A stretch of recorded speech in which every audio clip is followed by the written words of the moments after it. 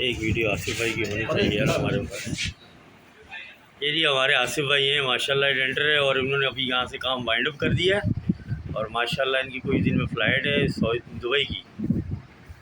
और सबसे दुआ है कि भाई जो भी मेरी आवाज़ सुन रहा है तो इनको अल्लाह पाक वहाँ पर कामयाबी दे, और ये जिस मकसद के लिए जा रहे हैं पहले भी होके आए हुए हैं, वहाँ पर रह के आए हुए हैं, अल्लाह पाक इनको इनके मकसद में हमेशा कामयाब रखे। आमीन।